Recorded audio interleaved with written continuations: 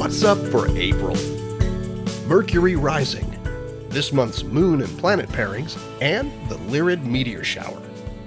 First up, on April 11th, the planet Mercury, smallest and fastest moving of the planets in our solar system, will reach its highest and most visible in the evening sky for the year.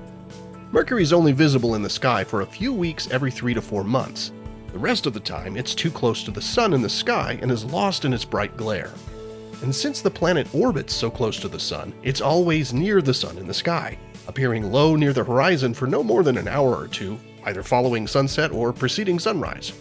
Some of Mercury's fleeting appearances, known as apparitions, are better for observing than others, for a combination of reasons that have to do with how our view of the solar system changes with the seasons, what hemisphere you're in, and what phase the planet happens to be showing us at the time. For this apparition in the northern hemisphere, the best viewing is April 3rd through the 11th, as the planet appears higher in the sky each evening. It quickly fades in brightness after that, as the phase it shows us becomes an increasingly slimmer crescent. Also on April 11th, you'll find the planet Venus, right next to the Pleiades star cluster. The two will be close enough to appear in the same field of view through binoculars. This pairing makes for a fun reminder that the night sky is kind of like a time machine.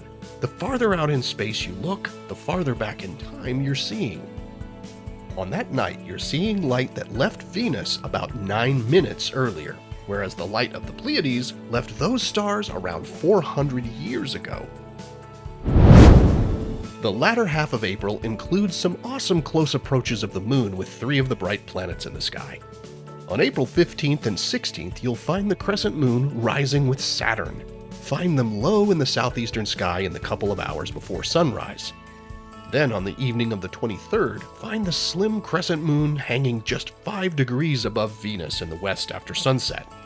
And on April 25th, the moon finds its way over to Mars high up in the west after dark. At this time, around the 26th and 27th, the moon will be at its first quarter phase, meaning it appears as a half moon high in the sky after dark. The first quarter moon is a great time to pull out your binoculars or telescope if you have them, as it's an ideal time to observe the moon's craters and mountains along the terminator, the day-night boundary, with ease. Lots of astronomy clubs plan public observing nights around this time as well, and you can look for events in your area with NASA's Night Sky Network. April brings the annual Lyrid meteor shower. It's a medium-strength shower that can produce up to 20 meteors per hour at its peak under ideal conditions. The Lyrids peak this year in the pre-dawn hours of April 23rd, though you should see a few shooting stars on the morning before and after the peak as well. Fortunately, the peak falls just a couple of days after the new moon. That means the moon won't interfere with this year's Lyrids, overwhelming fainter meteors in the glow of moonlight. The Lyrids are named for the constellation Lyra, which is near the point in the sky where their meteors appear to come from, called the Radiant. They're one of the oldest known meteor showers, with a first recorded sighting in China some 2,700 years ago.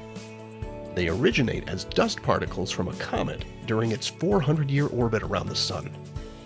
The Lyrids tend to produce fast-moving meteors that lack persistent trails, but they can also produce the occasional bright meteor called a fireball. To observe them, find a comfortable spot away from bright city lights, get horizontal, and look straight up. You'll see the most meteors by looking slightly away from the origin point, which is near the bright star Vega. So here's wishing you clear skies to catch a few shooting stars one April morning, when the forecast calls for light showers of comet dust, with a chance of fireballs. Here are the phases of the moon for April. Stay up to date with all of NASA's missions to explore the solar system and beyond at nasa.gov. I'm Preston Dykes from NASA's Jet Propulsion Laboratory, and that's what's up for this month.